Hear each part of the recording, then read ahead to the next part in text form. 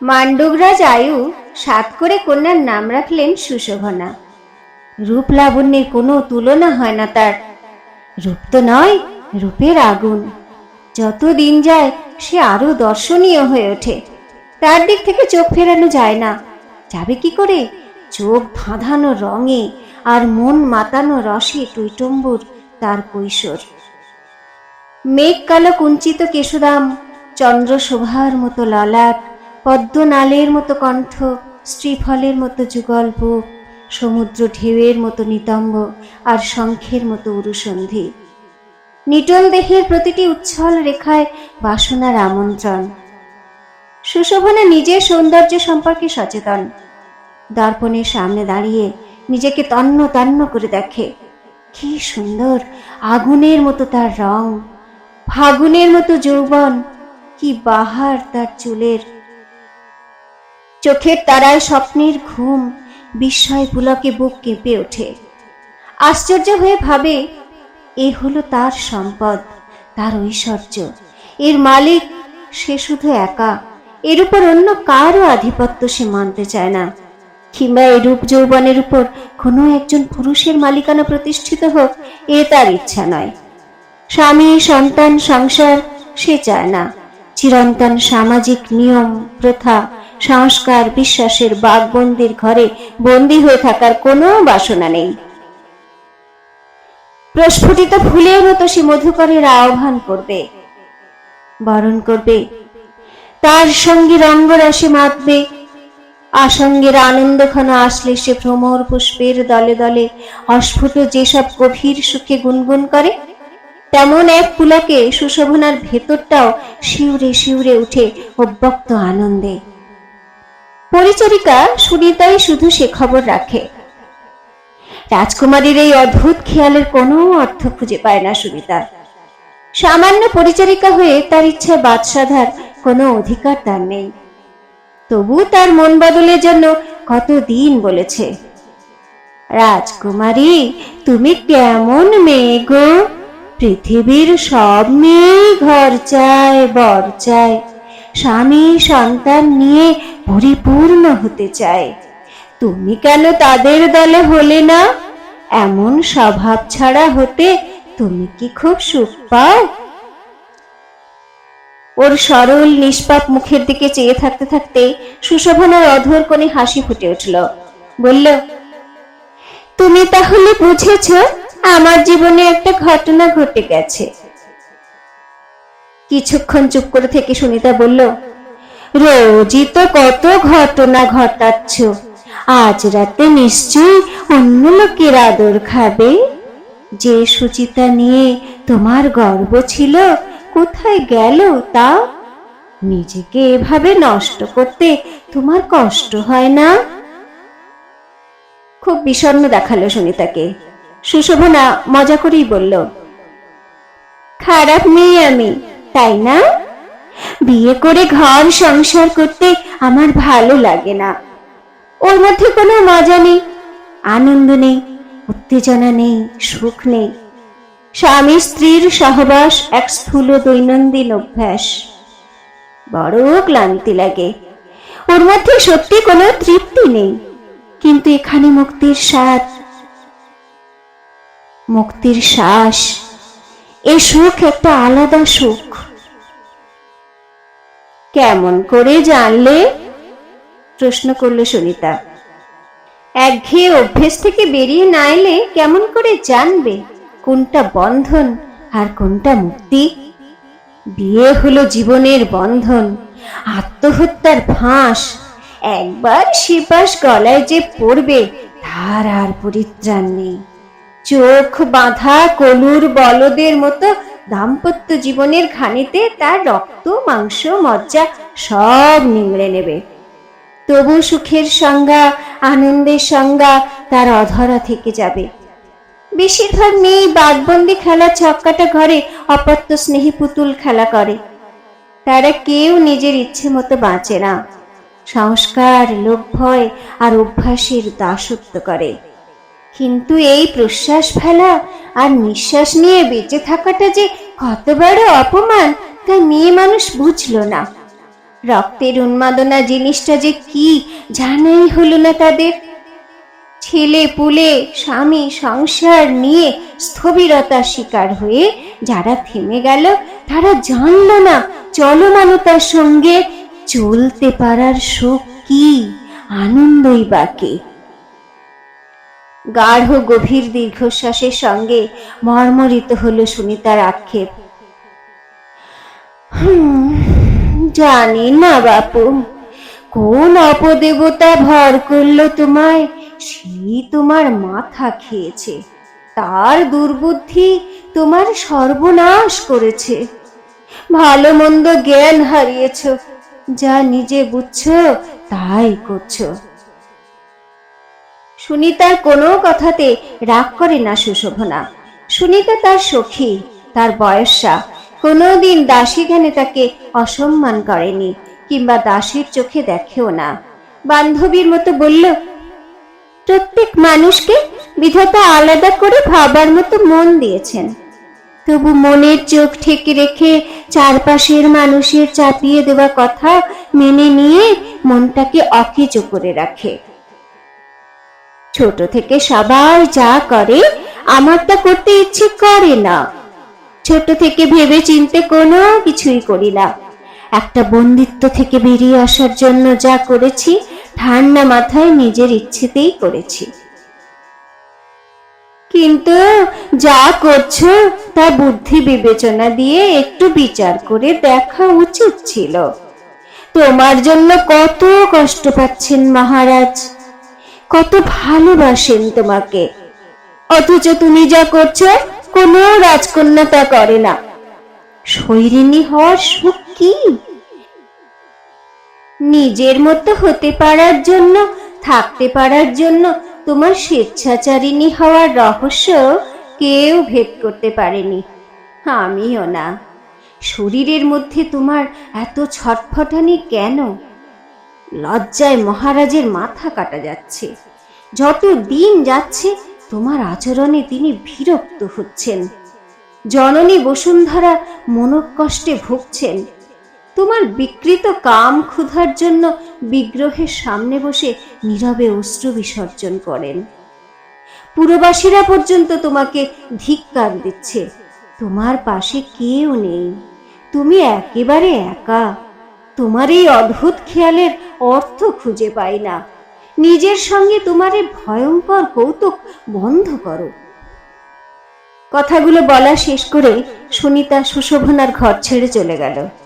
সে চলে যেতে ঘরটা নিঃশব্দ হয়ে গেল। ভীষণ একা লাগলো। মনে মনে তার কথাগুলো পর্যালোচনা করতে লাগলো সুশোভনা। আর সে ফিরে যাচ্ছিল সুদূর অতীতে, তার নবীনা বালিকা বয়সে।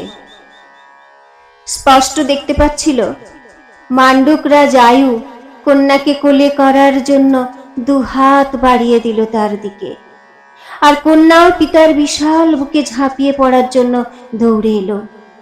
বুকের মধ্যে চেপে ধরে কন্যাকে সে কি আদর আয়ুর! বাৎসল্যের দুরন্ত আবেগে সুশোভনা মথিত হতে লাগলো পিতার বক্ষপঞ্জরে। তীব্র ভালো লাগার কত অস্ফুট কথা বলতে লাগলো। আয়ুর পিপাসিত ঠোঁটের সমস্ত স্নিগ্ধ সিক্ততায় তার দুটি গাল ভিজে গেল।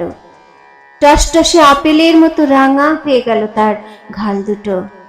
সেই সময় অনুভব করলো শরীরের মধ্যে এমন সব কুসুমগন্ধি ভালো লাগার আনন্দ আছে যা পরম প্রার্থনার মতো হৃদয়কে ভরে দেয়। পিতার কাছে এই আনন্দ সুখে শ্রান্ত ও ক্লান্ত হতে ইচ্ছে করে রোজই।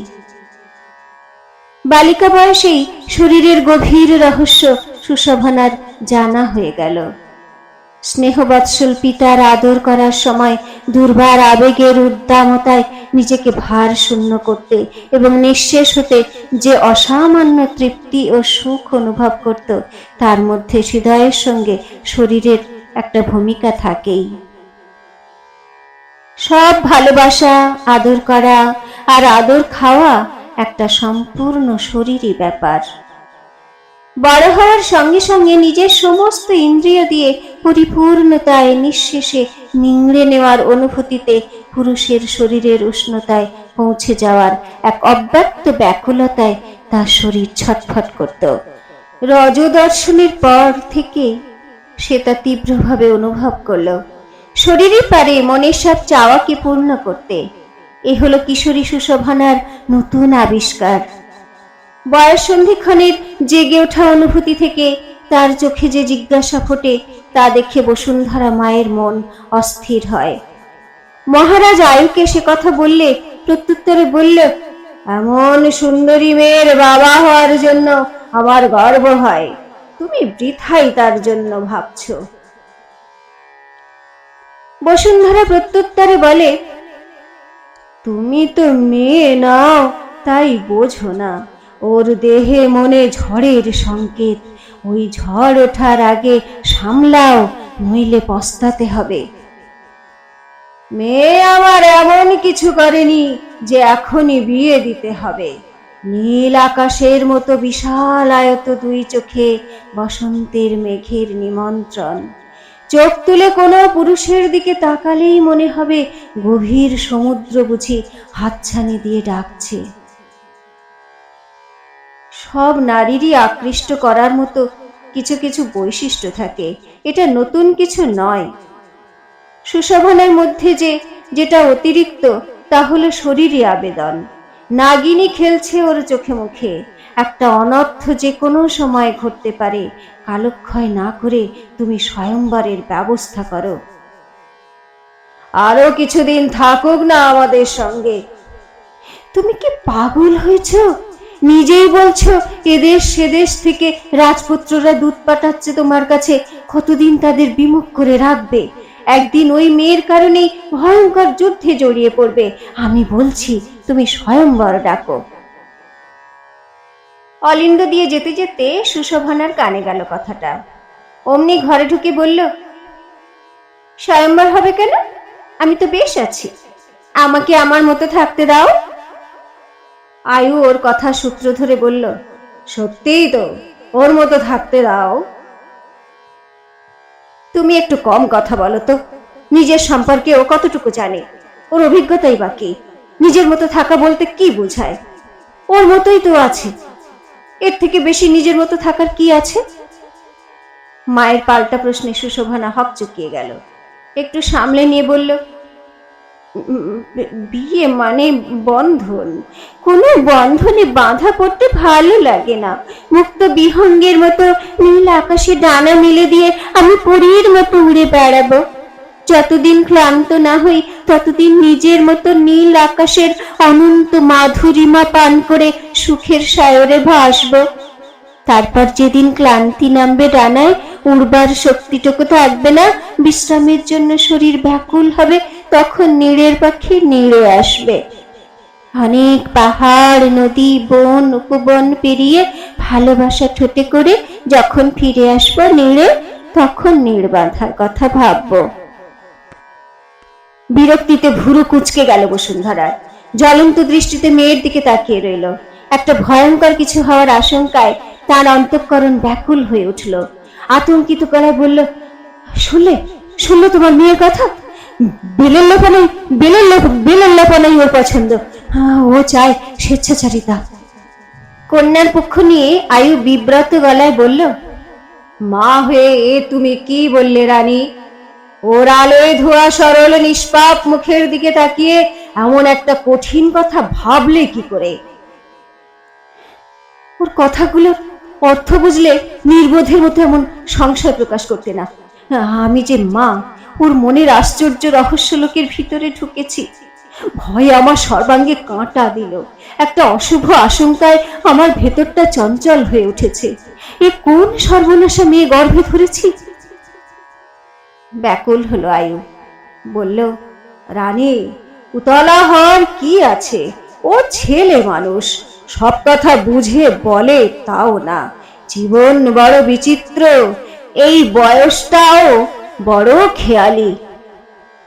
তুমি আর কত প্রশ্রয় দেবে? তোমার প্রশ্রয়ে মেয়েটা গোল্লা যাচ্ছে। না না, তা কেন হবে? নিজের আসল জায়গাটা ও নিজেই খুঁজে নিক না। জোর করে হাত পা বেঁধে দস্যুর মতো কিছু করতে চাওয়ার অর্থ তার বিশ্বাসকে অসম্মান করা। তোমার এসব কেতাবি কথার কোনো মানে হয় না। মেয়ের সঙ্গে তোমার সম্পর্ক সবটাই বাইরের। যত বড় হচ্ছে ততই তোমার সঙ্গে তার মেলামেশায় কথাবার্তার ব্যবধান বেড়েছে। তোমরা দুজনের এতই দূরের মানুষ যে একে অপরকে স্পর্শ পর্যন্ত করতে পারো না। কিন্তু আমি মা, আমার গর্ভে ওর জন্ম, আমার সত্তার সঙ্গে নিঃশ্বাসের সঙ্গে ও মিশে আছে। ওর সব কিছু আমার সর্বাঙ্গ দিয়ে অনুভব করি। মনের মধ্যে ওর কথাবার্তা, চলাফেরার স্পর্শ পর্যন্ত লেগে আছে। তাই ও কিছু বলার আগেই মায়ের মন নিয়ে আমি টের পাই ওর ব্যথা কোথায়, দুঃখ কোথায়, অভাব কোথায়। ও কি চায় তাও জানতে পারি। কোনো মায়ের চোখে কোনো সন্তান ফাঁকি দিতে পারে না। অনেক কথা আছে যা তোমাকে বলতেও লজ্জা করে। ও তো আমার মেয়ে, ওকে খারাপ ভাবতে, খারাপ বলতে আমার বুক ফেটে যায়।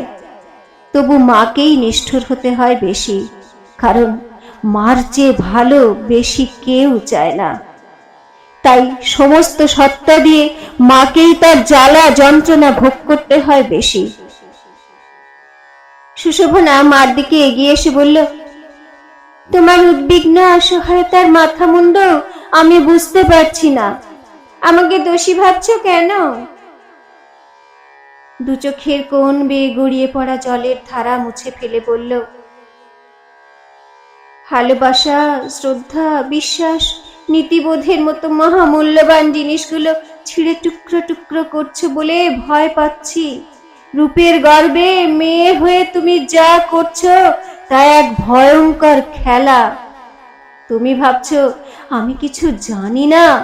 মহামান্য শশাঙ্কর পুত্র চিত্রকর নীলকমলের ঘরে যে তৈলচিত্রটি রেশম বস্ত্রে আচ্ছাদিত, সেই মিথুনরত রমণীর দেহে কোনো বস্ত্র নেই।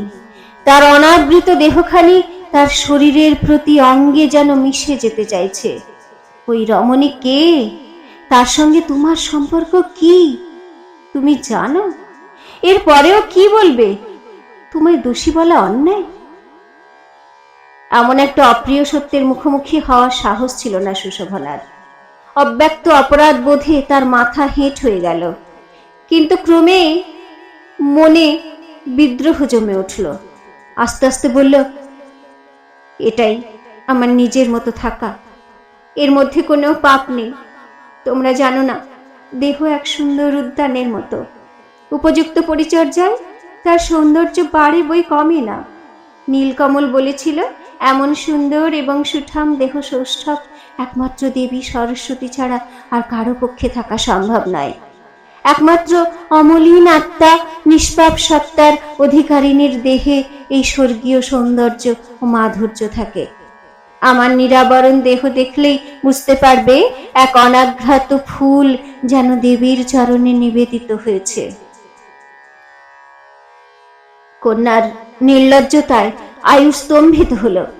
গভীরভাবে অপমানিত বোধ করলে মুখ চোখ যেমন রাঙা হয়ে যায়, কপালে বিন্দু বিন্দু ঘাম ফুটে ওঠে, আয়ুরও সেরকম হলো। বসুন্ধরার দিকে তাকিয়ে প্রশ্ন করলো, এসব কি শুনছি? রোজই আমার চোখের উপর কত কি ঘটে যাচ্ছে, অথচ কিছুই জানি না। আমার বিশ্বাস, ভালোবাসার এত বড় অসম্মান সইব কি করে রানী? নিজের কন্যার সম্পর্কে এত বিশ্রী কথা কানে শোনাও যে কত বড় শাস্তি তা শুধু ঈশ্বরই জানেন। একবারও ভাবলে না পিতার অপযশ হবে? কন্যার দুর্নাম যে পিতামাতার অন্তঃকরণ বিদ্ধ করে, এটুকুও তোমার মনে হলো না? লোক অপবাদের আশঙ্কা তোমার না থাকতে পারে সুশোভনা, কিন্তু নৃপতি আয়ুর অপযশ হলে লোকে ধিক্কার দেবে। তাই তোমার নিজের মতো থাকতে হলে রাজ্যের বাইরে গিয়ে থাকতে হবে। রাজধানীর বাইরে যে প্রমোদ কানন আছে, ইচ্ছে করলে সেখানে থাকতে পারো। তোমার সঙ্গে আমার সব সম্পর্কের ইতি এখানে। আমি জানবো সুশোভনা নেই, এ বিশ্বলোকে সে হারিয়ে গেছে। আশ্চর্য, সুশোভনের কোনো অনুশোচনা নেই, অনুতাপ নেই। পিতাকে দুঃখ দেওয়ার জন্য তার কোনো দুঃখবোধ হলো না। অক্লেশে বলতে পারল, এই ভালো হলো পিতা, আমি তোমার কন্যা হতে পারিনি। ভালোবাসা, বিশ্বাস, শ্রদ্ধার মতো মহামূল্যবান সম্পর্কগুলো ছিঁড়ে টুকরো টুকরো করেছি। তবু বলবো আমি সুখী। তোমার কন্যা বলে নিজের পরিচয় দেব না, আর কোনোদিন বাবা বলে ডাকবো না। এই ভালো হলো বাবা। সুশোভনার কণ্ঠস্বর হঠাৎ আপ্লুত হলো। তার কণ্ঠস্বর ভেজা এবং চক্ষু অশ্রুসিক্ত হলো। কন্যাকে চিরতরে হারানোর আশঙ্কায় মায়ের অন্তঃকরণ আকুল হলো। বুক ঠেলে নিরুপায় এক ক্রন্দনে তার কণ্ঠস্বর হাহাকারের মতো শোনালো। ব্যাকুল গলায় বলল, ওরে সর্বনাশী, তোর বুকে একটু দয়া মায়া নেই? দেবতার মতো পিতাকে নিজের মতো থাকার সুখে ত্যাগ করতে কষ্ট হলো না? শুধু নিজেকে নিয়ে এই উন্মাদ খেলার পরিণাম কি ভেবেছিস? আমরা কি তোর কেউ নই? ওরে পাগল মেয়ে, নিজের জীবন নিয়ে এভাবে ছিনিমিনি খেলতে নেই। সুশোভনা নিরুত্তর। মায়ের দিক থেকে দৃষ্টি ফিরিয়ে দরজার দিকে তাকালো। তারপর নিজের ছায়াকে পদদলিত করে সেদিকেই এগিয়ে গেল। সুশোভনা শুনতে পেল মায়ের আকুল কান্না, সেই সঙ্গে তার অনুযোগ। আয়ুর বুকে আছড়ে পড়ে বলছিল, ওকে কাম পাখিতে পেয়েছে, সহস্র বাসনার পাখা মেলে দিয়ে কামনার আকাশে উড়ে যেতে চায়। সারা শরীর ওর তৃষ্ণার্ত। সেই আকণ্ঠ তৃষ্ণার কাছে তোমার আমার আদর, ভালোবাসা, মমতার কোনো দাম নেই। মনের দোসরের কাছে নিজের সর্বস্ব সমর্পণ করে ও ভরে উঠতে চায়। ওকে বাধা দিয়ে কোনো লাভ নেই। ওর রূপের মধ্যে আছে পুরুষ মনোহরণের অতুল শক্তি। রূপের আগুনে ও নিজেই জ্বলছে। পতঙ্গ আগুনে ঝাঁপ দিয়ে সুখ পায়, সুখী হয় মরণের আস্বাদন পেয়ে। পতঙ্গের সুখ পুড়ে মরার। গভীর আর আচ্ছন্নতার মধ্যে ডুবে গিয়ে সুশোভনা এই কথাগুলো নতুন করে শুনল মনের অভ্যন্তরে। কোনো কিছুই বোধহয় হারিয়ে যায় না জীবন থেকে। মনের ভান্ডারে অনেক কিছুই সঞ্চিত থাকে, কেবল সময়ই মনে করে দেয় তাকে। তাই বোধহয় শরীর মন এমন করে চমকে উঠল। সত্যি পতঙ্গের মতো রূপমুগ্ধ পুরুষ তার রূপের আগুনে ঝাঁপ দিতে চায়, আর সে রূপ যৌবনে ডালি সাজিয়ে রূপলুব্ধ পুরুষদের কামনার আগুনে দগ্ধ হতে প্রলুব্ধ করেছে। পতঙ্গ আগুনে ঝাঁপ দিয়ে সুখ পায়, সুখী হয় মরণের আস্বাদন পেয়ে। মানব মানবীর শরীরের আশ্চর্য দহন আর প্রলেপ হয়তো এমন ভাবেই নিহিত থাকে। বহুবার পুরুষের সঙ্গে সংসর্গ করেছে সুশোভনা, কিন্তু কখনোই সম্পৃক্ত হয়নি তাদের সঙ্গে। তবু প্রেম করতে করতে সুখের মরণে মরতে হয়। রাজপুত্র মন্দপালের সঙ্গে সেই রকম একটা আবেগ ঘন মুহূর্ত তার চোখের তারায় ভেসে উঠল। সে স্পষ্ট দেখতে পাচ্ছিল মন্দপালকে। যুদ্ধযাত্রার পথে শিবিকা বাহকদের শিবিকায় সুশোভনাকে এক পলকের জন্য দেখেছিল মন্দপাল। তবু ক্ষণপ্রভা বিদ্যুতের মতো তার চোখ ধাঁধিয়ে গিয়েছিল, আর তখনই তাকে সম্পূর্ণ করে পাওয়ার নেশায় মত্ত হয়ে উঠেছিল। যুদ্ধ থেকে ফিরে সুশোভনার কাছে গেল। নদী যেমন সাগরের বুকে মুক্তি পায়, তেমন মন্দপালের বিশাল পুরুষ পক্ষে নিজেকে হারিয়ে ফেলার কামনায় সুশোভনাও উন্মাদ হলো। তার বুকের ঘন কালো রোমে মুখ ডুবিয়ে তার সুঠাম শরীরে যৌবনের ঘ্রাণ নিল।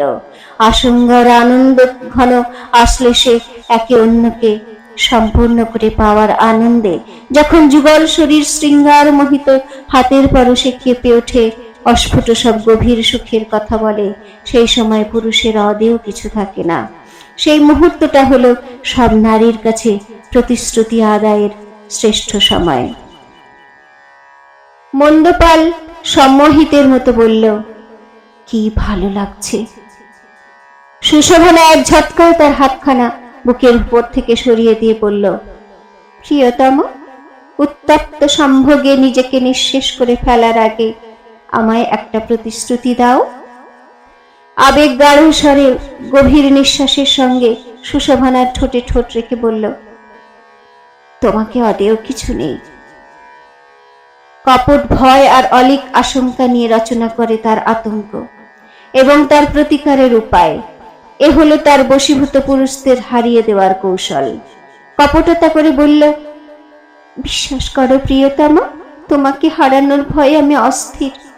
তোমাকে চিরসঙ্গী করে পেতে চাই আমার অভিশপ্ত জীবনে। বলো, হবে না? অভিশপ্ত বলছো কেন রূপসী? প্রতিশ্রুতি দাও, কোনদিন সরোবরের বুকে রাজহংস হংসীর মতো প্রমোদ বিহারে আমাকে নিয়ে যাবে না? মন্দপাল অবাক হয়ে বলল, এমন অদ্ভুত প্রতিশ্রুতি প্রার্থনা করলে কেন? প্রিয়তম, এটাই আমার নিয়তি। নিয়তি?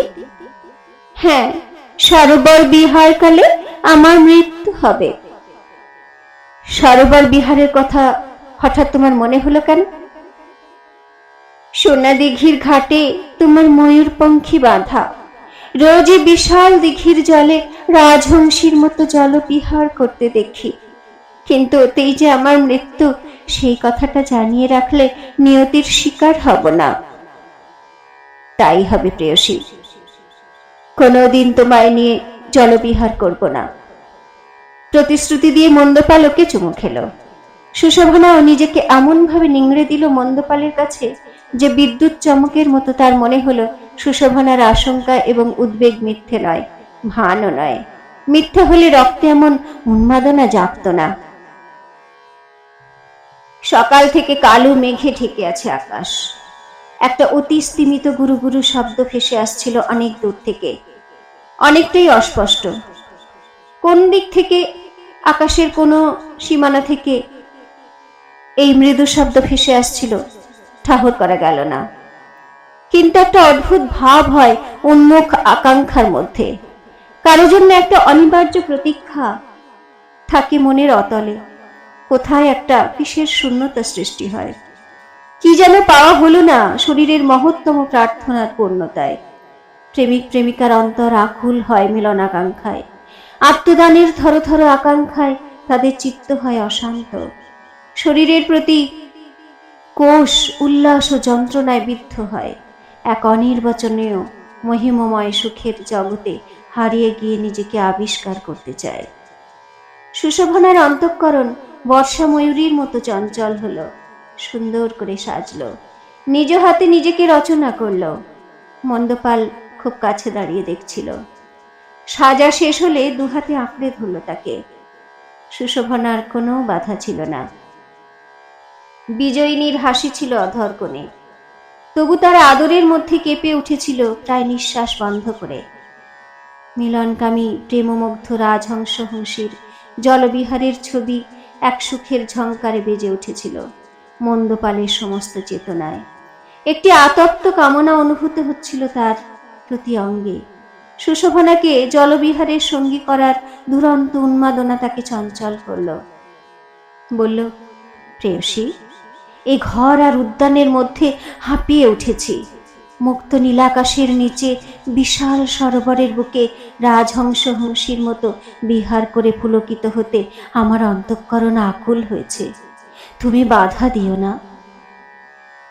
প্রিয়তম, প্রতিশ্রুতির কথা ভুলে গেলে? ভুলিনি।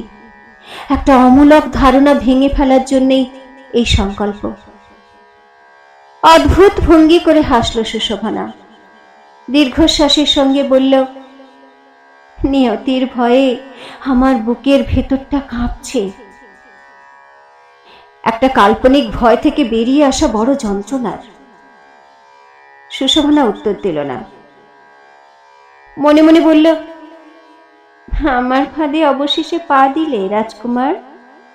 প্রণয়াস্পদকে জীবন থেকে ছেটে ফেলার পুরনো খেলায় তুমিও পা দিলে রাজকুমার।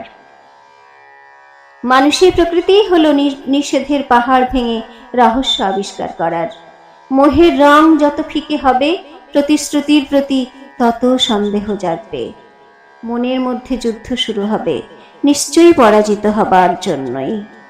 মনে আনন্দ গোপন রেখে ছল করে বলল, প্রিয়তম, তোমার আহ্বানে সাড়া দিতে ভয় করছে আমার। তোমার ধারণা ভাঙার আহ্বানে সাড়া দিতে পারি না। বিশ্বাস ভঙ্গকারীর সঙ্গে আমার কোনো সম্পর্কই থাকতে পারে না। বিশ্বাস ভেঙে দিলে নির্ভর করার কিচ্ছু থাকে না। তুমি আমার কেউ নাও আর। নিজের ভাবনায় অন্যমনস্ক হয়ে গেছিল সুশোভনা। সুনিতার ডাকে চমক ভাঙল। তখনও ঘোর কাটেনি। সুনিতার মনে হলো সুশোভনার নিজের চোখ যেন নিজের দিকে তাকিয়ে আছে। যেখানে এক অজ্ঞাত গুহার অন্ধকার, সেই দিকে ফেরানো সে চোখ বিরক্ত ও অনুসন্ধিৎসু। বেশ একটু আশ্চর্য লাগলো সুনিতার। বলল, মনে হচ্ছে কোথায় যেন একটা বিপর্যয় ঘটে গেছে। এমন ভাবান্তর তো হতে দেখিনি তোমায়। তবে কি নিষ্ঠুর প্রাণে করুণার হাওয়া লাগলো? স্বপ্নাচ্ছন্নের মতো সুশোভনা বলল, জানি না। গোটা মনটা বিস্ময়ে ভরে আছে। এই অনুভূতির উৎস কোথায়, শরীরে না মনে, তাও জানি না। ভেবে বলার জন্য সময় নিল। কিছুক্ষণ পরে বলল, আমি কোনো কিছু গোপন করতে অভ্যস্ত নই। তাই কি ভেতরটা এত অধীর? না অন্য কোনো প্রত্যাশা আছে? কি প্রত্যাশা থাকতে পারে সুনিতা? সেটাই কেবল জানা নেই মনের। বিস্ময়ে আনন্দে বিস্ফারিত হলো সুনিতার চোখ। বলল, তুমি নারী। ওই নারী সত্তা তোমার শরীরের মধ্যে আছে। মনটা তো শরীরের মধ্যে থাকে। মনই সব। মনের চাওয়াকেই শরীর সাড়া দেয়। সেই মন জানে তোমার নারী সত্তা নারী জীবনকে ধন্য করার প্রহর গুনছে। নারীর সুখ এবং তৃপ্তি তার মাতৃত্বে, নারীর গৌরব বধূ হওয়ায়। এইসব না হতে পারার অতৃপ্তি তোমার মনের অবস্থানকে এলোমেলো করে দেয়। বিশ্বাস করো রাজকুমারী, তোমার সব আছে, তবু তুমি অন্তরে ভীষণ রিক্ত এবং নিঃস্ব, মানুষের করুণা পাওয়ারও অযোগ্য। যাকে তুমি সুখ মনে করো সে তোমার অসুখ, এক ভয়ঙ্কর অসুখ। তৃপ্তি সুখের উল্লাসে যে জীবন নিয়ে সব ভুলে আছো, সে তোমার মনের বিকৃতি। তোমার মতো হতভাগিনী এ পৃথিবীতে খুব কম জন্মে। সুশোভনার অধরদ্বয় কৌতুকে বর্তুল হলো। বলল, রূপ রং তুলি দিয়ে বিধাতা যেভাবে তৈরি করেছেন, মানুষ চাইলে কি তা বদলে দিতে পারে? নিয়মের ব্যতিক্রম হওয়ার চেষ্টা করা বৃথা। তাতে তাল লয় ছন্দ কেটে যায়। নিজেকে বদলানোর নির্দেশ আসে অলক্ষ্য থেকে। কিন্তু আমার আচ্ছন্ন আবিষ্ট মনে তার কোনো অনুভূতি জাগল না। জাগবে কি করে? আমার তো কোনো দুঃখ দহন নেই। আমার কাছে বিয়ে করা মানে থেমে যাওয়া। বিয়ে হলো কূপবদ্ধ জল, আর শৈরিনীর ভালোবাসা মানে এগিয়ে যাওয়া সে সমুদ্রের মতো, বিশাল তরঙ্গ ভঙ্গে বিলাভূমি ভাসিয়ে দিয়ে আবার সাগরে ফিরে উন্মত্ত উৎসারে। সুনিতার গলায় ক্ষোভ ফুটে উঠল। বলল, সব মানুষেরই স্বাদ থাকে। মহারাজ আয়ু এবং মহারানী বসুন্ধরার স্বাদ ছিল একটা সুস্থ সুন্দর জীবনে তোমাকে বধূরূপে প্রতিষ্ঠিত করা। আমার স্বাদ ছিল বধূ বেশে তোমাকে অনির্বাচনীয় করে সাজানোর। ওই আশাটুকু নিয়ে তোমার কাছে পড়ে আছি। কিন্তু মনে হচ্ছে সে স্বাদ পূর্ণ হবে না আমার, কারণ তোমার মধ্যে প্রেম বলে কিছু নেই। তুমি চাও না প্রেমিকের কাছে হৃদয় দান করতে।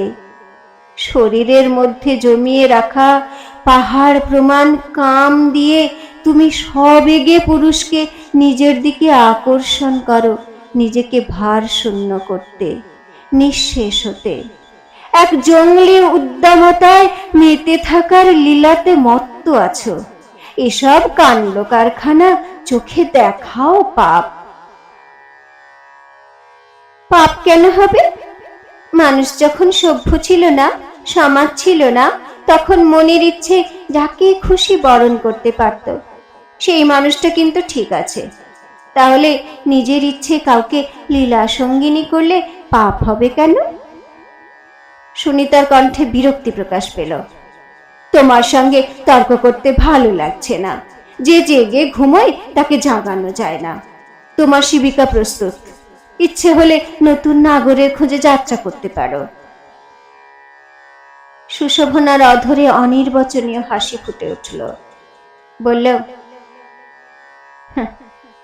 তোর ভগবানই নারীকে শরীর সর্বস্ব করেছে। এই শরীর তার বশ। শক্তিমান পুরুষও দম্ভ অহংকার নারীর পায়ে অঞ্জলি দিয়ে তার কিঙ্কর হতে চায়। পুরুষের দুর্বলতাই তার সম্বল, তার জয়ের রাজপথ। এই জয়ের স্বাদে গা ভাসিয়ে দিতে না পারলে নারীর মোহিনী শক্তিকে বোঝা হবে না কোনো দিনও। সুনিতা অসহিষ্ণু হয়ে বলল, তোমার ধারণা সম্পূর্ণ ভুল। কুয়োর ব্যাঙ সাগরের খোঁজ রাখে না। নারীর সব শক্তি তার হৃদয়ের ঐশ্বর্যে, মনের মাধুর্যে। সহিষ্ণুতা, ত্যাগ, ক্ষমা, নম্রতা, দয়া, মায়া, মমতা, সেবা, প্রেম নারীকে একজন পুরুষের কাছে শুধু নয়, সংসারে, সমাজে, জীবনে, শ্রদ্ধায়, সম্মানে, গৌরবে অনেক বড় করে রেখেছে। মোহিনী শক্তি বিস্তার করে কোনো দিন সেই গৌরবের শিখর তুমি স্পর্শ করতে পারবে না। তুমি যাকে নারীর বশ এবং গর্বের সম্পদ মনে করো, অন্য নারীর কাছে তা ঘেন্নার, লজ্জার এবং অসম্মানের। তোমার পথের তুমি একলা পথিক। সংসারে, সমাজে তোমার কোনো ঠাঁই নেই। তবু এই জীবন নিয়ে তুমি গর্ব করো? সুশোভনা বলল, ওসব মন ভোলানো, মন রাঙানো কথা। বাস্তবে ছবিটা আলাদা। সংসারে, সমাজে মেয়ে মানুষের কদর তার দেহের। যৌবন গেল তো তার দাম ফুরলো, অমনি আর একজন যৌবনবতী মেয়েকে খোঁজে পুরুষ। মেয়ে মানুষকে মানুষের সম্মান দেয়নি পুরুষ। তাই ওদের অস্ত্রে ওদের পরাজিত করি। সেবা দাস হয়ে আমার কৃপা করুণার জন্য যখন খাঙালপনা করে, তখন আশ মিটিয়ে মেয়ে মানুষের অপমানের প্রতিশোধ নেই পুরুষ যাত্রার উপর। কি ভালো লাগে না তখন! মহামায়ার পদতলে পড়ে থাকা শিবের মতো তার দুরবস্থা দেখে হাসি পায়। মনে হয় আমি কালী হয়ে পুরুষ যাত্রার বুকের উপর সগর্বে দাঁড়িয়ে নারীর গৌরব ঘোষণা করছি। অবহেলিত, অনাদৃত নারীও ইচ্ছে করলে পুরুষ জাতকে পায়ের নিচে দাবিয়ে রাখতে পারে। নারী শক্তি, সেটা হাড়ে হাড়ে পুরুষ যাত্রাকে বুঝিয়ে দিচ্ছি। পুরুষের কর্তৃত্ব এবং তাদের শাসন না মানার নাম শৈরিনী। সুনিতা ওর জলজলে চোখের দিকে তাকিয়ে চুপ করে থাকলো। প্রমোদ উদ্যানের নিভৃত লতা কুঞ্জে সুশোভনা একাকী বসেছিল। হাঁটুর উপর থুতনি রেখে শূন্য চোখে সবুজ ঘাসের দিকে চেয়েছিল। বুকের ভেতরটা কেন যেন তার ভীষণ ফাঁকা এবং শূন্য লাগছিল। নির্জনে বসে বুকের ধুকপুক শব্দ শুনছিল। একা থাকলে নিঃসঙ্গতা মনকে সঙ্গী করে নেয়। অবিরাম কথা হয় তার সঙ্গে। মন বক্তা, সে শ্রোতা। মনই যেন বলল, পুরুষকে অনুগত করাই তার সুখ। পুরুষের সাম্রাজ্য জয়ের মতো সেও পুরুষকে জয় করে সুখ পায়। তার সব গর্ব ভেঙে চূর্ণ চূর্ণ করে তার আনন্দ। হঠাৎই পুরুষের দীর্ঘ ছায়া পড়ল তার গায়ে। অমনি বুকটা ছ্যাঁত করে উঠল। শরীরের মধ্যে কিসের তরঙ্গ বয়ে গেল। ভয় মিশ্রিত উত্তেজনায় তার হাঁটু থরথর করে কাঁপছিল। এ উদ্যানে সে একা। নিজেকে বড় বিপন্ন এবং অসহায় লাগলো। পরক্ষণেই হাসলো নিজের মতো করে। তার তো হারানোর কিছু নেই। পুরুষ তো তার খেলার পুতুল। তাহলে ভয় পেল কেন? ছায়া নিকটতম হলে দুরান্ত আবেগে বুকটা ভরে উঠল। মনে সে বিস্ময়ের কোনো ভাষা ছিল না। আগন্তুকের শান্ত সৌম্য রূপ সুশোভনাকে অভিভূত করল। মুগ্ধ বিহবল চোখ মেলে আগন্তুক সংকোচে চেয়ে রইল। কয়েকটা মুহূর্ত চুপ করে থেকে বলল, আমি পরীক্ষিত। সুশোভনা কথা বলবে কি? ভারত খ্যাত মহারাজ পরীক্ষিতকে দেখার দুর্লভ সৌভাগ্যে সে শুধু চমৎকৃত হল না, তাকে ব্যক্তিত্বময়ী আত্মজ্ঞান সম্পন্না এক রমণীতে পরিণত করল। ভুরুযুগল সামান্য কুঞ্চিত হল বিস্ময়ে, নিরাবেগ চিত্তে বলল, আমি সুশোভনা। কিন্তু এই বিজন উদ্যানে আপনি একাকী। এটাই আমার বাসস্থান। তাহলে আমাকে তো ভয় পাওয়ার কিছু নেই। কি বললে? ভয় পেয়েছি? ভয় পাওয়ার কি আছে? তবু আমার ছায়া দেখে আপনি কেঁপে উঠলেন। বিবর্ণ চোখে মুখে একটা ভয়ের ভাব লেগেছিল। ধরা পড়ে যাওয়ার লজ্জায় কানের লতি তেতে উঠল সুশোভনার। বহু পুরুষের সংসর্গ করেছে, তবু পরীক্ষিতের একটা প্রশ্নের উত্তর দিতে গিয়ে ঘামতে লাগলো। পরীক্ষিত তার বিব্রত ভাব লক্ষ্য করে বলল, সব প্রশ্নের উত্তর হয় না, আবার জানা থাকলেও অন্যকে বুঝিয়ে বলা যায় না। চমকানো বিস্ময়ে সুশোভনা পরীক্ষিতের দিকে তাকালো, অবাক গলায় বলল, মানুষের মনকে এত গভীর করে অনুভব করা এবং অন্যের বুকের ভাষা বোঝার মানুষ খুব কম জন্মে। পরীক্ষিতের অধরে স্মিত হাসি। বলল, তোমার কথাগুলো সাধারণ রমণীর মতো নয়। সমস্ত ইন্দ্রিয় দিয়ে কথাগুলো উপলব্ধি করার বোধ কজনের আছে? সুন্দরী, তোমার কথা শুনে তোমাকে পুরোপুরি জানার কৌতূহল বেড়ে গেল। রাজন, কৌতূহল নিবৃত্ত হওয়ার পর কিছুই অবশিষ্ট থাকে না, তখন কেমন শূন্য লাগে। ঠিক বলেছ, কিন্তু কোনো জানাই বোধহয় শেষ হয় না। কত রকমের জানা আছে সংসারে। এক জানা আর এক জানার দিকে সাগরে যাওয়া নদীর চলকানো স্রোতের মতোই ধেয়ে যায়। বোধহয় আপনার কথাই সত্য, তবে অনেক জানার উত্তর নিজেকে একা একা দিতে হয়। সেটাই হলো জীবনের সবচেয়ে সংকটময় মুহূর্ত। নিজের কাছে নিজের অনাবিষ্কৃত থাকার এই যন্ত্রণা কোনোদিন ফুরবে না। কথার কাজে আয়, তুমি হেরে যাবার পাত্রী নাও। রাজন, আমি শুধু জয় করতে এসেছি, হারতে নয়। তোমার সঙ্গে কথা বলে আনন্দ পাওয়ার মতো অনেক কিছু আছে। তোমাকে ভীষণ ভালো লাগছে। আকাশের রামধনুর রং ছড়িয়ে পড়ছে মনের দিগন্তে। মন ময়ূরী পেখম মেলে দিয়েছে, আর আমার সমস্ত মন গান গেয়ে উঠছে তার নৃত্যের ছন্দে। সুশোভনার মুগ্ধ দুটি চোখ পরীক্ষিতের উপর স্থির হয়ে রইল। এত গভীর কথা কাউকে বলতে শোনেনি। পায়ের তলা থেকে একটা তীব্র তীক্ষ্ণ অনুভূতি উঠে এলো।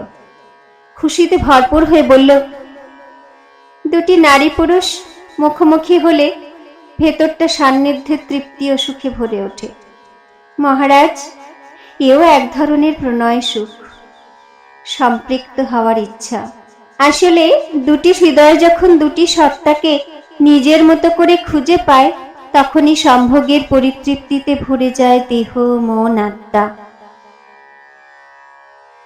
একজন অচেনা পুরুষের সঙ্গে নারী পুরুষের চিরন্তন গভীর গোপন সম্পর্ক এত স্বচ্ছন্দে এবং অনায়াসে বলছিল সুশোভনা যে পরীক্ষিত সহসা কথা বলতে পারল না। একটা দ্বিধাগ্রস্ত মুগ্ধতা নিয়ে তাকিয়ে রইল সুশোভনার দিকে। অনন্ত সময় বয়ে যায়। সুশোভনার চোখের চাহনিতে স্নিগ্ধ লজ্জার মতো কি যেন একটা নিবিড় হয়ে মিশেছিল। ভিতরটা তার কাঁপছিল, ঝড়ের মুখে বিপন্ন পাতার মতো দুরন্ত আবেগে কাঁপছিল। হঠাৎ কোথাকার অজ্ঞাত পরিচয়ে এক ব্যক্তি দুটো কথা বলে এতদিনকার সব বিশ্বাস ধারণা তার চুরমার করে দেবে, তাকে পথভ্রষ্ট করবে। সুশোভনা তাই নিজের কাছ থেকে পালিয়ে বাঁচার জন্য উঠে দাঁড়ালো। পরীক্ষিত কিন্তু সুশোভনার সঙ্গ ছাড়ল না। সেও হাঁটছিল তার পিছন পিছন। হঠাৎই ঘুরে দাঁড়ালো সুশোভনা। লাজুক অপ্রতিভতায় তার কণ্ঠস্বর কেঁপে গেল।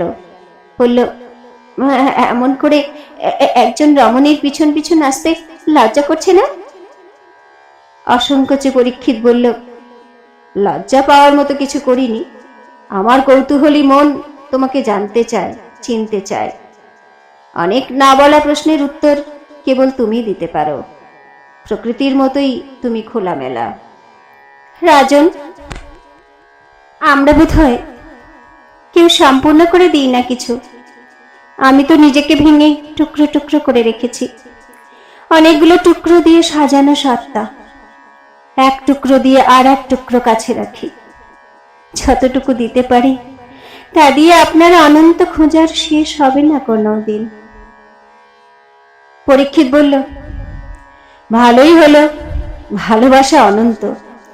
ভালোবাসার মধ্যে অনেক টুকরো আছে। একসঙ্গে সেগুলো গেথে গেথে মালা করে পরব। ভালো লাগায়, ভালোবাসায় ভরে উঠব। রাজন, আমার ভালোবাসা বড় কষ্ট। আমি জানি এ জীবনে অনেক দাম দিতে হয়, তবু আমার সমস্ত আমিকে কেউ পাবে না।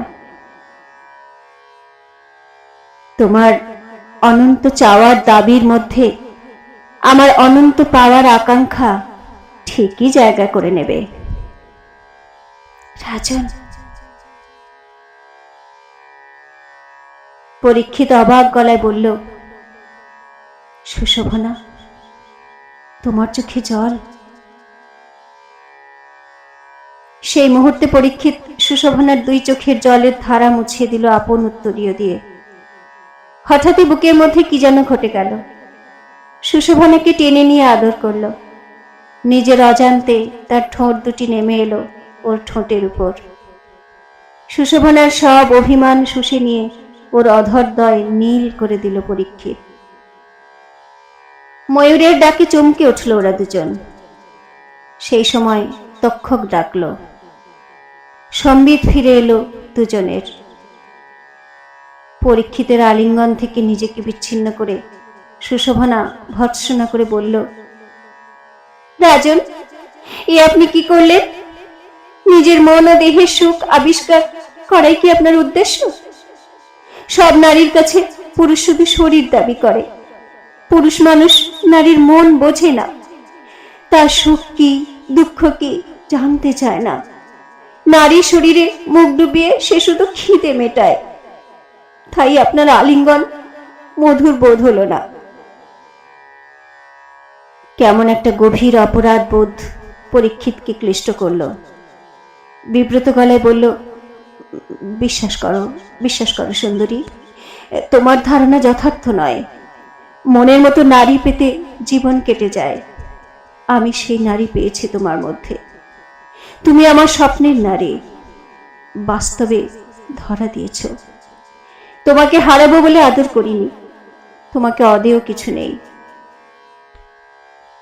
সুশোভনার মুখে টেপা হাসি।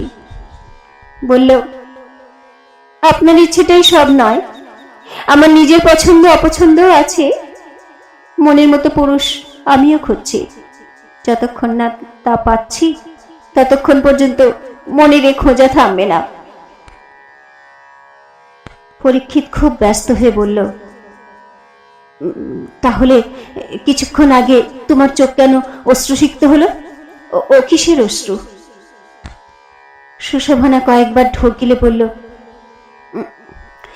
চারদিকের এই সুন্দর দৃশ্য, সুন্দর জায়গা, সুন্দর কিছু পেলে আনন্দে আবেগে আমার দু চোখ দিয়ে জল পড়ে। চারপাশের এই প্রকৃতি ও পরিবেশের মধ্যে পরিব্যাপ্ত হয়ে গভীর নিভৃতে নিজেকে স্তব্ধ করে তোমার মন পরম সুখকেই খুঁজে পেয়েছে।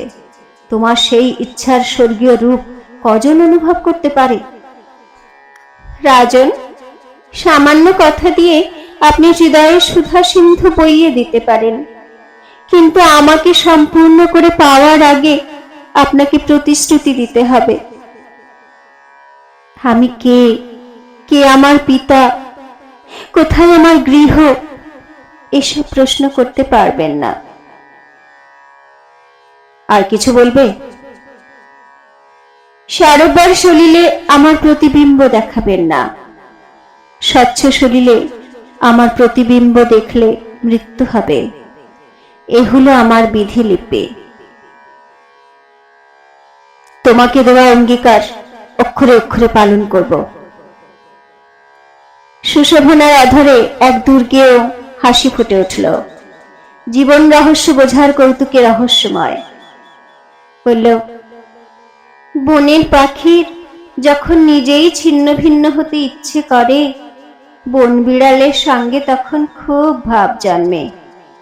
ভ্রমবশত আপনি মরীচিকাকে সরোবর ভেবেছেন।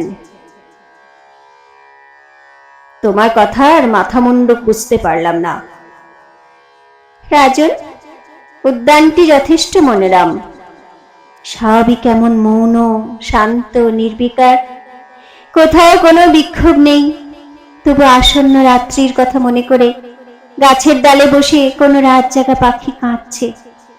রাত জাগা পাখির মতো দুর্ভাগ্য নিয়ে কেউ জন্মায় না। আমি বড় হতভাগা। নিজের এই সুন্দর জীবনটাকে নিয়ে শুধু পুতুল খেলা করে কাটালাম। এ কথার অর্থ হলো, পুরুষরা বড় বোকা।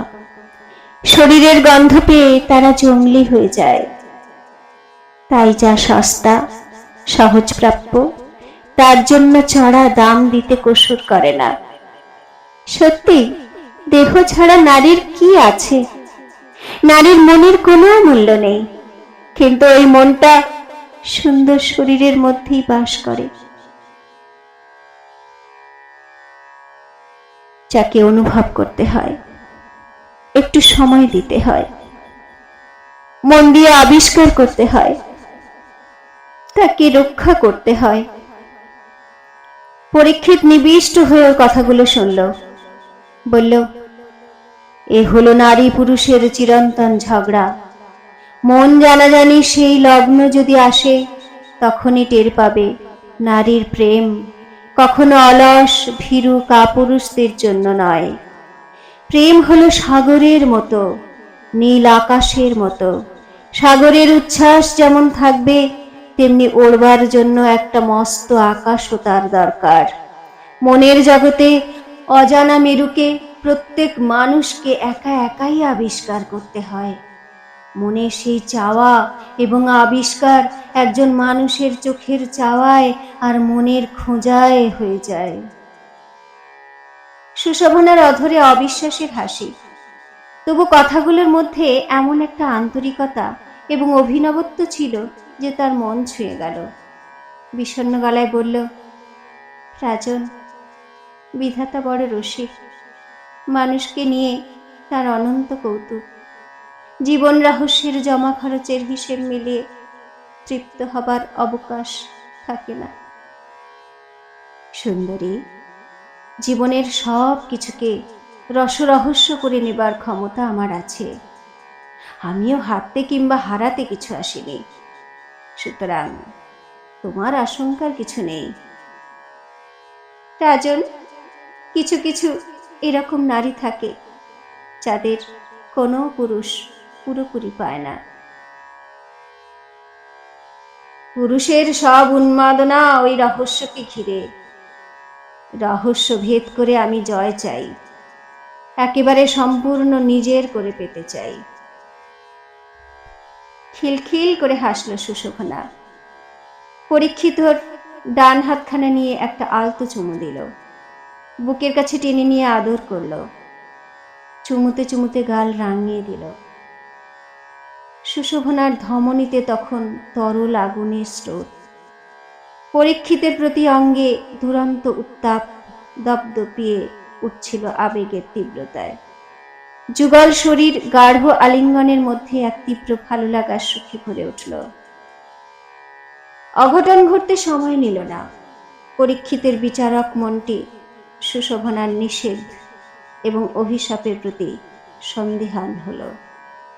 সুশোভনার ভ্রান্তি দূর করতেই সরোবরের রাজহংসের মতো তার সঙ্গে জলকেলি করতে প্রবল ইচ্ছে হল।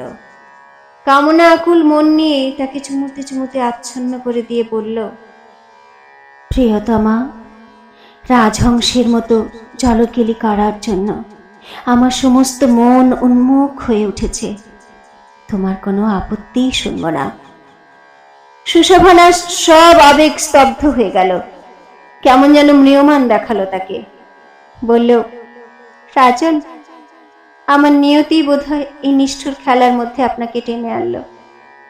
সলিল বক্ষী প্রতিচ্ছবি দেখলে আমার মৃত্যু অনিবার্য, তবু ভয়ঙ্কর মরণ দেখার জন্য আমায় সরোবরে আনলেন।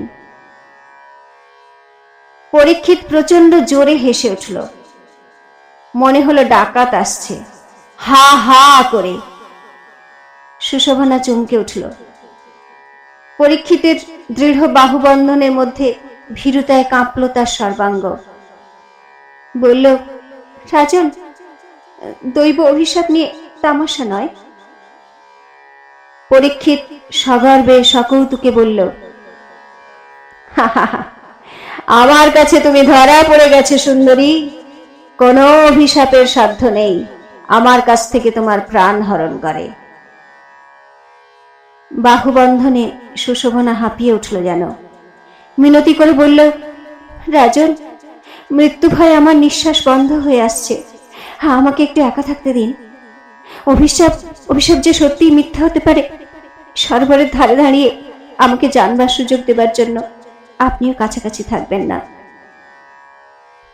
বেশ, দৃষ্টির অন্তরালে দাঁড়িয়ে তোমার ডাক শোনার অপেক্ষা করব। একটা কাল্পনিক ভয়ের মধ্যে তুমি বাস করছো, অথবা আমাকে ঠকানোর কোনো কৌশল তোমার। কিন্তু রাজা পরীক্ষিত হারতে কিংবা হারাতে আসেনি। আমাকে বিভ্রান্ত করার জন্য কোনো কৌতুক করার চেষ্টা করো না প্রিয়ে। প্রিয়তম, নিজেকে নিঃস্ব করে পাওয়ার ভেতর যে কি গভীর সুখ, আনন্দ, তৃপ্তি লুকানো আছে, পুরুষ মানুষ তা জানে না। নারীর আত্মদানের মধ্যে এক ধরনের পুণ্য আছে, তেমনি এক ধরনের মুক্তিও আছে। মুক্ত হওয়ার অপরিসীম আনন্দ বিপজ্জনকভাবে আমার নারী সত্তার গভীরে সুপ্ত আছে। তাকে আবিষ্কার করার সাহস কোনো পুরুষের নেই, হয়তো আপনারও নেই রাজন। সুন্দরী, সাহসের জন্যই পুরুষ জাতের গর্ব। শরীরের সাহসটা তার দস্যুর মতো, মনের সাহসটা দুর্লঙ্ঘ গিরিকান্তার লঙ্ঘনের মতোই দুর্বার। সেটাই হলো আসল সাহস। পুরুষের সেই সাহস হলো মুক্ত দৃপ্ত চিত্ত ভরে গ্রহণ করার জন্য উন্মুখ, নতুন অনুভবে দামি হয়ে ওঠে। পাথর হয়ে দাঁড়িয়ে রইল সুশোভনা। কেমন বেদনাচ্ছন্ন আর সকরুণ তার দৃষ্টি। বলল, রাজন, আমাকে হারানোর এক নিষ্ঠুর খেলায় আপনি মেতেছেন। পিছন ফিরে দেখুন, শুক্লপক্ষের মরা চাঁদের ফ্যাকাশে আলোয় একটা কালো ছায়ায় দেহের আভাস ফুটে উঠেছে। হয়তো আমার নিয়তি আসছে চুপিসারে। পরীক্ষিত চমকে তাকালো আকাশের দিকে। সত্যি কি তার জীবন থেকে সুশোভনাকে কেড়ে নেবার অদৃষ্টের এই ছলনা? প্রিয়াহীন শূন্যতা সৃষ্টির জন্যই কি ওই কালো ছায়া পড়েছে আকাশে? উদ্বিগ্ন উৎকণ্ঠা নিয়ে সে আকাশের দিকে তাকালো। অমনি ঝুপ করে একটা শব্দ হলো জলে। পিছন ফিরতেই পরীক্ষিত দেখল সুশোভনা নেই। তার সমস্ত বুকখানা হাহাকার করে উঠল। ভীষণ শূন্য লাগলো। মনে হলো কি যেন হারিয়ে গেল তার। ওদের মতো প্রহরীদের ডাকতে লাগলো। কয়েক মুহূর্তের মধ্যে তারা চতুর্দিক থেকে ঝাঁপিয়ে পড়ল সরোবরে, কিন্তু কোথাও পাওয়া গেল না তাকে। সরোবরের পার কেটে জল বের করে দেওয়া হলো। ছেঁচা হলো সরোবর, কিন্তু সুশোভনাকে পাওয়া গেল না। শোকে দুঃখে পরীক্ষিত বদ্ধ উন্মাদের মতো ছুটাছুটি করতে লাগলো। হঠাৎই বিশাল দিঘির যে দিকটা কিছুটা বন জঙ্গলে আবৃত, এখানে মনুষ্য পদাঙ্কিত ছাপ দেখতে পেল নরম কাদায়। চমকে উঠল পরীক্ষিতের দৃষ্টি। সুশোভনা তাহলে ডুবসাঁতার দিয়ে এখান থেকেই সন্ধ্যার আধারে গা ঢাকা দিয়েছে। অভিশাপের গল্পটা ছিল মিথ্যে। একটা ধোঁকা সৃষ্টি করে বোকা বানালো তাকে। শোকের বদলে আলোড়িত হলো তার চেতনা। দুরন্ত রাগে কপালের মাঝখানটা কুঁচকে গেল, সারা শরীর দিয়ে তার রাগের হলকা বেরুতে লাগলো। মত্ত মাতঙ্গের মতো গোটা উদ্যান চত্বর এবং তার সংলগ্ন বনাঞ্চল তন্ন তন্ন করে খুঁজল তাকে। সুশোভনাকে না পাওয়ার ব্যর্থ আক্রোশে তীব্র জ্বালা স্নায়ুতে স্নায়ুতে তরঙ্গায়িত হয়ে গেল, শিরাগুলো ফুলে উঠল। নিদারুণ রাগে ক্ষোভে অপমানে কিশোর ফোলা সিংহের মতো গর্জন করে বলল, সুশোভনা, যেখানেই লুকিয়ে থাকো, পরীক্ষিতকে ফাঁকি দিতে পারবে না। তোমাকে খুঁজে বার করবই, হয়তো তোমার কারণে মান্ডুক রাজ্য শ্মশান হয়ে যাবে। রাত পোহাতে শুরু হলো অত্যাচার। মান্ডুক রাজ আয়ুকে সে সংবাদ শোনালো সুশোভনার কিঙ্করী সুনিতা। আয়ু স্তম্ভিত, চোখে দিশেহারা দৃষ্টি ফুটল। সেই মুহূর্তেই বহুদূর থেকে উল্লসিত সৈনিকদের বর্বর আক্রমণের উল্লসিত চিৎকার ভেসে এলো। তার চোখে সর্বনাশের আশঙ্কার কালো ছায়া পড়ল। চোখের মণি রূপধন্যা সৈরিণীকে রাজ্যের ভয়ঙ্কর দুর্দিনে আগলানো সমস্যা হলো। একদিকে সন্তান স্নেহ, অন্যদিকে কর্তব্য, উভয়ে টানা পড়েনে ছিন্ন ভিন্ন হতে লাগলেন আয়ু। সুশোভনার কৃতকর্মের মূল্য অবশ্যই তাকে দিতে হবে। পরীক্ষিতের হাতে তাকে সমর্পণ করে নগর রক্ষার কথা ভাবল আয়ু। কিন্তু কোন ভাষায় পরীক্ষিতের কাছে কন্যা সুশোভনার জন্য ক্ষমা প্রার্থনা করবেন? কি বলে শান্ত করবেন তাকে? অসহায় পিতার সাধ্য নেই শরণাগত কন্যাকে রক্ষা করার। তাকে হারানোর আশঙ্কায় দুরু দুরু কেঁপে উঠল তার ভেতরটা। অক্ষমতার আত্মগ্লানিতে বুকটা আর্ত হয়ে ওঠে। নিরুচ্চারে বলল, সহস্তে রোপিত বিষ বৃক্ষের ফল তো ভক্ষণ করতেই হবে। ললাট লেখন তো মিথ্যে হয় না। তবু পরীক্ষিতের করুণার জন্য একটিবার যেতে হবে তার কাছে। বান্ধবীর ভয়ঙ্কর সর্বনাশের আশঙ্কায় সুনিতা নিজেও ভয় পেল ভীষণ। বলল, রাজকুমারী, তোমার ছলনা এবং ভালোবাসা ভালোবাসা খেলার পরিণতিটা কত ভয়ঙ্কর হতে পারে সচক্ষে দেখলে তো। আগুন নিয়ে খেললে ঘর পুড়বেই। দুর্ভাগ্য, তোমার খেয়ালের বলি হলো নগরবাসী। এখন মহারাজ পরীক্ষিতকে কোন মন্ত্র বলে থামাবে? শরীর এবং ছলনা ছাড়া তোমার কি আছে? দুর্ভাগ্যের দিনে এর যে কানাকড়ি মূল্য নেই, বুঝলে তো? অপরাধীর মতো সুশোভনা বলল, এখন উপায় কি করলে তুষ্ট হবেন ভেবে পাচ্ছি না। নারীর রূপ যৌবন আর শরীর সম্বল করে তার সামনে দাঁড়াবো কোন লজ্জায়। এখন বুঝছি, শরীর শুধু আগুন জ্বালাতে পারে, কিন্তু নেভাতে পারে না। একজন বহু বল্লভা শৈরিনী আমি। আমার শরীরটাকে মন্দির না করে বিকিকিনির হাট করে রেখেছি। এই নোংরা শরীর সম্বল করে তার মতো প্রেমিকের সামনে দাঁড়াবো কোন লজ্জায়। একজন মেয়ের প্রেমে পাগল হয়ে যিনি বিবেক বুদ্ধি বিসর্জন দিয়ে মহাবল দানবের মতো নিরীহ অসহায় মানুষের রক্তের হোলি খেলায় মেতেছেন, তার কাছে কোন প্রত্যাশায় বলবো, সকল অহংকার হে আমার ডুবাও চোখের জলে? আমার দুঃখ শুধু এই যে মান্ডুকবাসীর এত দুর্ভোগ এবং কষ্ট আমায় দেখতে হচ্ছে। সেই মুহূর্তে বিপন্ন নগরবাসীর অসহায় কাতর আর্তনাদ শোনা গেল। সুশোভনা দু কানে আঙুল চাপা দিয়ে কান্না থরথর গলায় বলল, শোকে আর সইতে পারছি না, একটা কিছু করো, পরীক্ষিতকে থামাও বোন। উনি এখন সতীহারা শিব। শিবের পায়ের নিচে সেদিন যেমন বসুন্ধরা কেঁপে উঠেছিল, তেমনি পরীক্ষিতের তাণ্ডব অত্যাচারে মান্ডুক রাজ্যের নাভিশ্বাস উঠেছে। কেবল তুমিই পারো তাঁর পদতলে শিব হয়ে থাকতে। ভয়ঙ্করী মহাকালীর মহাত্রাস থেকে বিপন্ন ধরণীকে একদিন শিব এভাবেই রক্ষা করেছিলেন। সুশোভনা রাগে দুঃখে অপমানে ঠোঁট কামড়ে ধরল।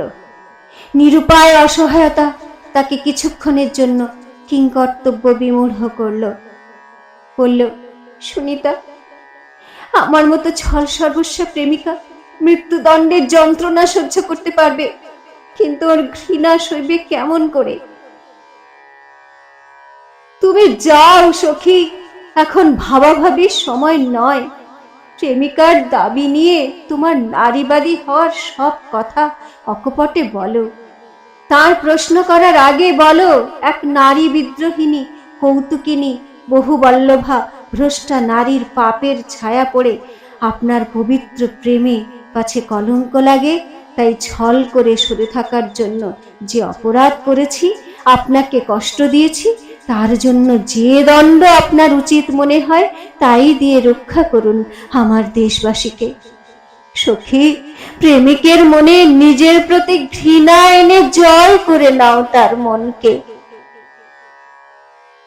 নিবিষ্ট হয়ে শুনল সুশোভনা। পরীক্ষিতের কাছে সে ধরা পড়ে গেছে। তার সব গর্ব, আনন্দ, সুখ, পরিতৃপ্তি শেষ হয়ে গেল এ জীবনে। এও এক ধরনের মৃত্যু, আত্মিক মৃত্যু। দৈহিক মৃত্যুটা এর কাছে কিছু নয়। ছলনা পটীয়সী অপ্সরার মতো ছদ্মচারিণী এক রূপের প্রেতকে ঘাড়ে করে বয়ে বেড়ানোর কোনো সার্থকতাই নেই আর। হৃদয়হীনা কৌতুকময়ী নারীকেই পরীক্ষিতের দয়া, করুণা কিংবা কৃপা নিয়ে বেঁচে থাকতে হবে এখন। অথবা শুলে যেতে হবে তাকে, অথবা সংসার, সমাজ ও দেশের মানুষের ঘৃণা, অবহেলা সহ্য করে বাকি জীবনটা কাটাতে হবে। শুধু বেঁচে থাকার জন্য এই দেহটাকে বাঁচিয়ে রাখার কোনো সার্থকতা নেই। সুশোভনা মনে মনে প্রস্তুত হলো পরীক্ষিতের সামনে দাঁড়ানোর জন্য। ভোরের আলো ফোটার আগে সে বার্তা সুনিতাই মহারাজ পরীক্ষিতের শিবিরে পৌঁছে দিল। বলল, মহারাজ, প্রেম গভীর হলেই তবে লজ্জা, ভয়, এমনকি মৃত্যুকে তুচ্ছ করা যায়। আত্মপীড়নের চেয়ে বড় শাস্তি নেই। অনুতাপ, অনুশোচনায় পুড়ে পুড়ে সুশোভনা সেই শাস্তি দিচ্ছে নিজেকে। কথাগুলো বলা শেষ করে সে স্তব্ধ হয়ে গেল। দুরাগত ক্রন্দনধ্বনির মতো সুনিতার কাতর প্রার্থনা তার বুকের গভীরে অনুরণিত হতে লাগলো। মনটা মহৎ এক উদার অনুভূতিতে আচ্ছন্ন হয়ে গেল। কিছুক্ষণের মধ্যে সুশোভনার শিবিকা রাজার শিবিরের সামনে এসে থামল। পর্দা সরিয়ে সুশোভনা শিবিরে প্রবেশ করল। পরীক্ষিতের সামনে দাঁড়াতে এক গভীর অপরাধ বোধে তার মাথা নুয়ে পড়েছিল বুকের কাছে। মনে হচ্ছিল দণ্ডমুণ্ডের কর্তার সামনে ও যেন শেষ বিচারের রায়ের অপেক্ষাতেই দাঁড়িয়েছিল। কিন্তু সময় কারো অপেক্ষায় ছিল না। মিলিত হবার মুহূর্ত তৈরি হচ্ছিল নিঃশব্দে। তাই পরীক্ষিতের মনে হলো সুশোভনা যেন খোলা বাতাস নিয়ে শিবিরে ঢুকল, আর তাতেই মনটা প্রসন্ন হলো তার। সমস্ত মনটাকে বদলে দিল নিমেষে। পরীক্ষিতের দু চোখে বিস্ময়। কি অসামান্য সুন্দর লাগছিল তাকে। শান্ত, স্নিগ্ধ, প্রেমমুগ্ধ দৃষ্টিতে অপলক তাকিয়ে রইল পরীক্ষিত। কিছুক্ষণ সময় কেটে গেল। সুশোভনা পুতুলবৎ দাঁড়িয়ে রইল।